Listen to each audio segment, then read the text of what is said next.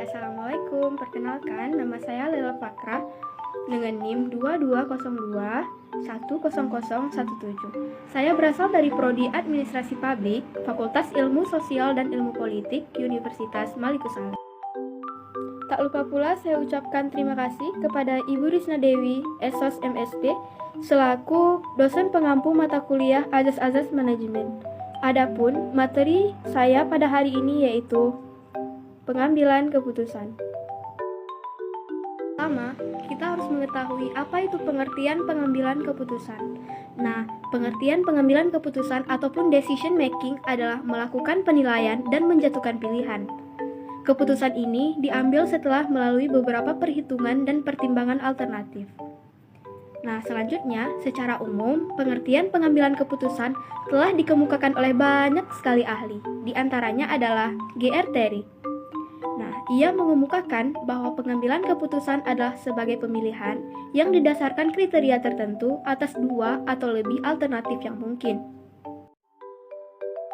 Nah, sekarang kita masuk pada fase pengambilan keputusan. Apa-apa aja sih fase pengambilan keputusan? Yang pertama, ada aktivitas inteligensia. Apa sih aktivitas inteligensia? Yaitu proses kreatif untuk menemukan kondisi yang mengharuskan keputusan dipilih ataupun tidak. Yang kedua, aktivitas desain. Nah, apa sih itu aktivitas desain? Yaitu kegiatan yang mengemukakan konsep berdasarkan aktivitas inteligensia untuk mencapai suatu tujuan. Nah, aktivitas desain meliputi yang pertama, menemukan cara-cara ataupun metode, yang kedua, mengembangkan metode, dan yang terakhir yaitu menganalisa tindakan yang dilakukan. Nah, fase pengambilan keputusan yang ketiga yaitu aktivitas pemilihan. Apa sih itu? Nah, aktivitas pemilihan yaitu memilih satu dari sekian banyaknya alternatif dalam pengambilan keputusan yang ada. Pemilihan ini berdasarkan atas kriteria yang telah ditetapkan. Nah, tadi sudah saya jelaskan fase-fase dalam pengambilan keputusan. Sekarang kita masuk pada tahap-tahap dalam proses pengambilan keputusan. Ada berapa tahap sih? Nah, tahapnya itu ada 6 tahap. Tahap yang pertama yaitu pemahaman dan perumusan masalah. Tahap yang kedua yaitu pengumpulan dan analisis data yang relevan. Tahap yang ketiga yaitu pengembangan alternatif-alternatif. Sedangkan tahap yang keempat yaitu evaluasi alternatif-alternatif. Nah, tahap yang kelima pemilihan alternatif terbaik. Dan tahap terakhir ataupun tahap keenam yaitu implementasi keputusan. Selanjutnya, saya akan membahas tentang macam-macam pengambilan keputusan.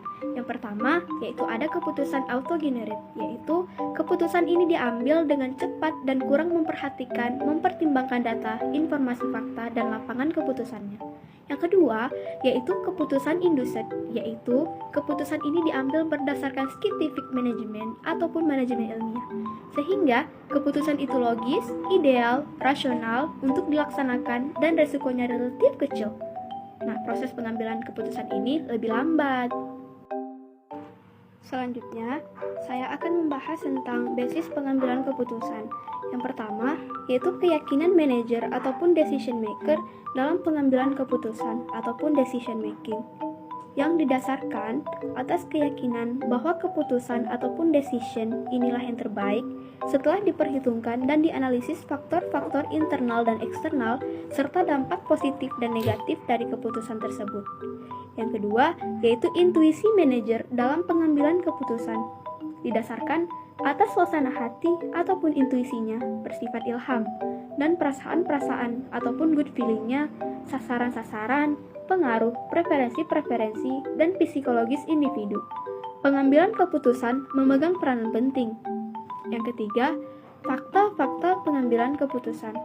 Nah, didasarkan atas hasil analisis data, informasi, dan fakta-fakta serta dukungan oleh kemampuan imajinasi, pengalaman, perspektif yang tepat, dan daya pikir untuk mengimplementasikan situasi dan kondisi masa depan. Yang keempat, pengalaman manajer dalam pengambilan keputusannya didasarkan kepada pengalamannya dan pengalaman pihak-pihak lain. Pengalaman sangat berharga, memberikan petunjuk-petunjuk dan memberikan jawaban atas pertanyaan apa yang harus dilakukan dalam situasi dan kondisi tersebut. Nah, yang terakhir yaitu kekuasaan decision maker dalam pengambilan keputusan ataupun decision making. Harus berpedoman atas kekuasaan ataupun authority yang dimilikinya, supaya keputusan ataupun decision itu sah dan legal untuk diberlakukan. Hal ini disebabkan authority merupakan dasar hukum untuk bertindak dan berbuat sesuatu. Selanjutnya, saya akan membahas tentang teknik pengambilan keputusan. Ada 5 teknik pengambilan keputusan. Yang pertama, yaitu operation research. Yang kedua, linear programming. Yang ketiga, gaming war games. Yang keempat, probability. Yang kelima, ranking and statistical weighting. Adapun penjelasan-penjelasan dari kelima teknik pengambilan keputusan itu, yang pertama, yaitu operation research, yaitu dengan menggunakan metode-metode saintifik ataupun yang meliputi teknik-teknik sistematis dalam analisis dan pemecahan suatu masalah tertentu. Penerapan teknik ini adalah usaha intervariasi. Yang kedua, yaitu linear programming, yaitu dengan menggunakan rumus-rumus matematik yang disebut juga vektor analisis. Yang ketiga, yaitu war games, yaitu dengan teori yang biasanya digunakan untuk menentukan strategi. Yang keempat, yaitu probability. Adapun probability itu yaitu dengan teori kemungkinan yang dapat diterapkan pada kalkulasi rasionalitas hal-hal yang tidak normal mengenai sebuah keputusan yang dipertimbangkan dan diperhitungkan. Sedangkan yang kelima, yaitu ranking and statistical weight. Nah, yaitu dengan cara 1.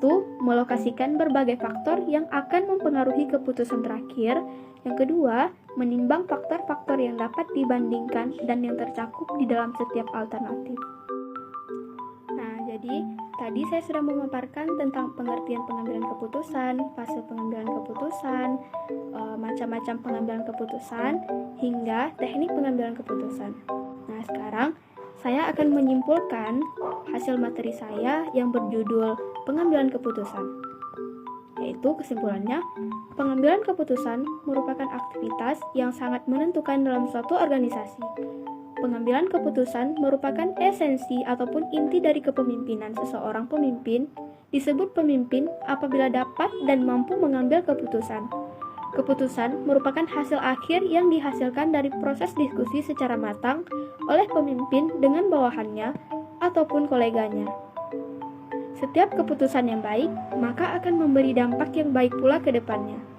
Nah, proses pengambilan keputusan harus dilakukan secara rinci dan bertahap agar mendapatkan opsi yang tepat. Diawali dengan identifikasi masalah, dilanjutkan dengan perumusan masalah. Setiap masalah dikumpulkan untuk dicari beberapa alternatif, kemudian dipilih alternatif terbaik, dan kemudian dihasilkan keputusan yang baik. Jadi, seorang pemimpin dituntut untuk bisa membuat keputusan yang seadil-adilnya. Sekian materi yang dapat saya paparkan pada hari ini. Lebih dan kurang saya mohon maaf. Saya pamit undur diri. Wassalamualaikum warahmatullahi wabarakatuh.